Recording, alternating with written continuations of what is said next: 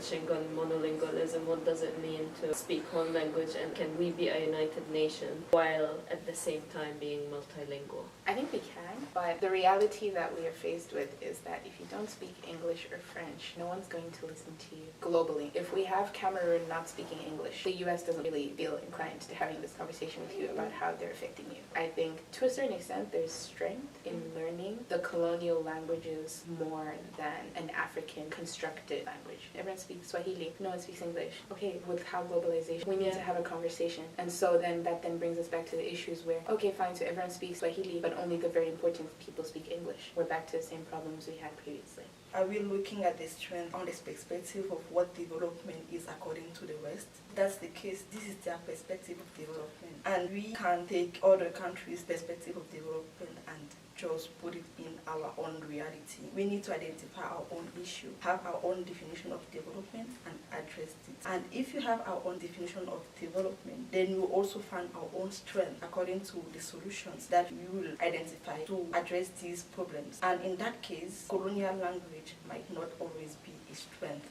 for African countries. It all boils down to colonization. Based on our resources, they became these super nations. We all study in the US for a reason. We can't afford this quality of education back home if it exists, at least speaking for my country. How can you form your own definition of development and at the same time be able to access opportunities that you can only access in English? Because as Rumbi said, the reality is the idea of development is mainly developed by these Western countries. We wouldn't be able to study here if we don't speak English. Establishing your own identity, as you said, I don't argue with you that you should establish your own identity as a country. I think, yes, developing as a country yourself and kind of finding your own identity within your differences, so kind of looking for unity, because the global West is more so looking for uniformity. But then from that, using the resources or kind of the reality that we are in to then develop then as a country in the global eye. And when I say global eye, I don't necessarily mean the first world eye. I mean the global eye as in the country's goals. Oh, we'd like to mine diamonds. Okay, so how do we get that to that influential stage? We are not going to deny that to the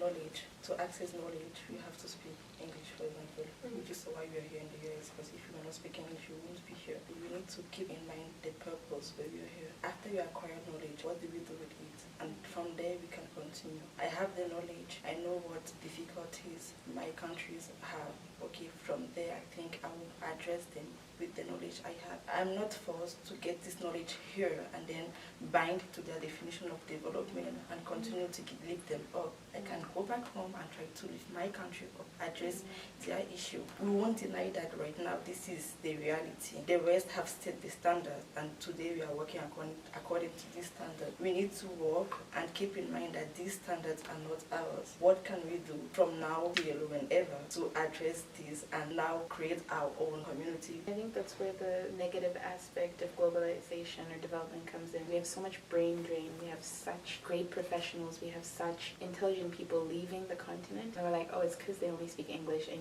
it was easier for them to assimilate into the countries that they're in. I feel that's where I say the deep root and identity will always take you back. When you understand what you're doing, you understand why you're going back, how you're going to assist, not just going back to add numbers to the unemployment list, but you're actually understanding that you see a whole. You're coming here, you're seeing, okay, this is how they're developing. How do I best apply that to my own situation, as you said, not to apply the first world mentality or the first world reality to our own reality, where you say, how do I adapt? I don't think development is necessarily detrimental to who we are as a continent, but how we are dealing with it is what's detrimental. Egypt, it is a situation where the effect of colonization is very, very apparent, and I think I keep approaching it from the aspect of social movements, because this is something that I feel very strongly about. The fact that I couldn't have come here without speaking English. I wouldn't have possibly been a successful UWC applicant if I didn't speak English. It all boils down to the fact that I also grew up in a house where my mom told me you won't be able to get anywhere if you don't speak English, and this is not only my household, it's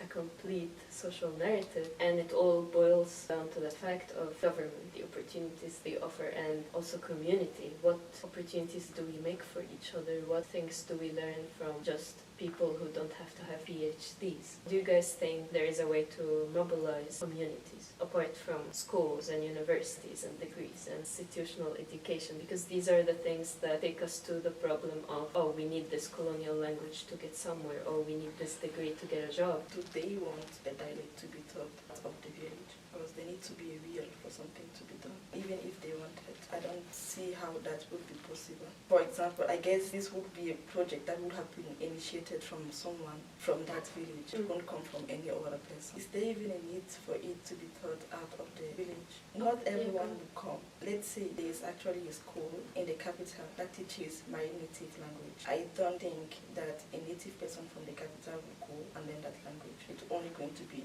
my people living in the capital that will go and learn, which is a good thing because at least we'll have a place to go and learn the language. At least we'll be able to speak the language, but it will end there. If you're a mechanical engineering student, you learn certain terminology, you learn certain things, and mostly either in English or in a dominant language. How your community can be mobilized so that you can learn this in your own native language, not necessarily need to refuge for an institutional education that will teach it to you in a colonial language. Music plays a big role in Cameroon because today I find myself speaking in other native language that are not even mine because I sing songs in that language. I would say music plays a big role. It actually helped us to be a bit curious because when I started to get interested in other languages in Cameroon, I was like, oh, what language is this? Who are the people who speak this language? I want to know more about the culture. Still within Cameroon, it's also fun to learn language.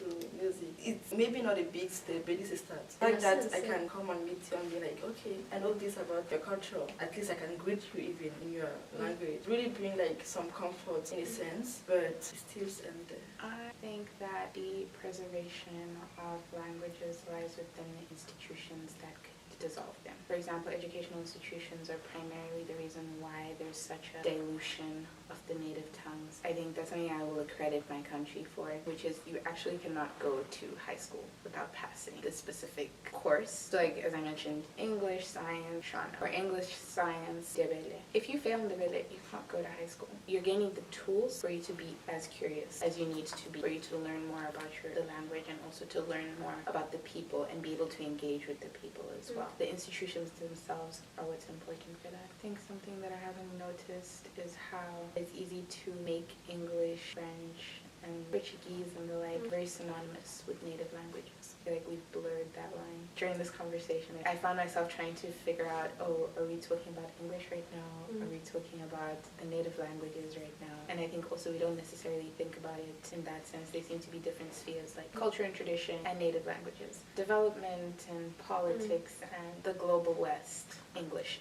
French.